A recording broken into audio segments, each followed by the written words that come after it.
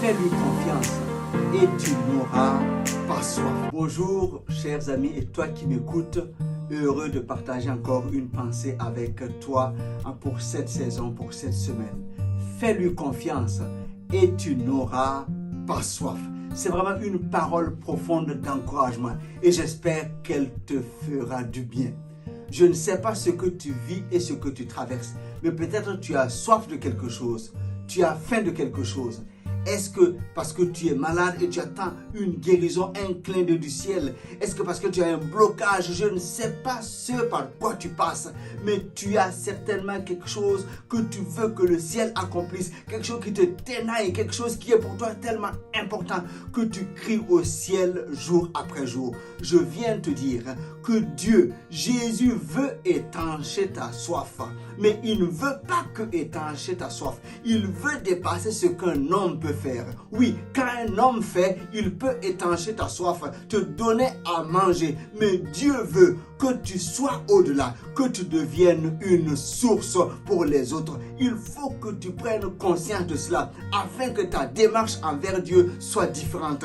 Élargis tes tentes, élargis ton espace parce que Dieu veut que tu sois une bénédiction et une source de bénédiction. Une femme avait vécu cela à la rencontre de Jésus au puits de Sichar. C'était cette femme samaritaine qui avait cherché le bonheur à gauche et à droite et sa vie en dit long. Elle a eu 5 hommes et elle était avec un 6e. Elle cherchait le bonheur, la vie tout court et elle a rencontré Jésus avec un cœur qui est vraiment plein de tristesse. Elle cherchait le bonheur et Jésus a lu cela dans son cœur et Jésus lui parlant alors qu'ils étaient ensemble autour du puits de Jacob. Jésus lui dit: si tu bois de cette eau, tu auras encore soif, mais si tu bois de l'eau que je te donne, tu n'auras jamais soif et cette eau que je te donnerai sera pour toi une source qui coulera jusque dans la vie éternelle. Et cette femme, elle a reçu cette parole, la joie a rempli son cœur et elle est repartie dans la ville. Elle a appelé ses concitoyens qui sont venus pour écouter la bonne parole de vie. Ils ont été touchés, ils ont été délivrés et des miracles se sont accomplis dans leur vie et il y a eu un changement. Donc je viens te dire, ne limite pas ta prière à seulement Dieu donne-moi à boire, Dieu donne-moi à manger. Non, il faut que tu pries, il faut que tu demandes en pensant aux autres afin que tu sois plutôt une source de bénédiction. Je t'y encourage, fais l'expérience en cette semaine. Dieu ne va pas se contenter juste de te donner à boire.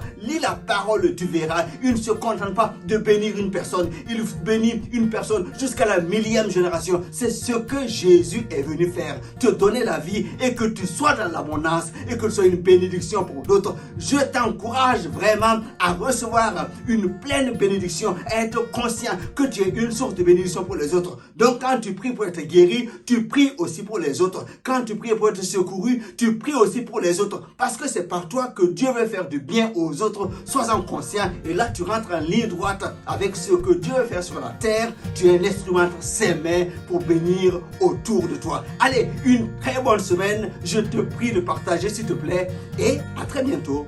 Bye bye.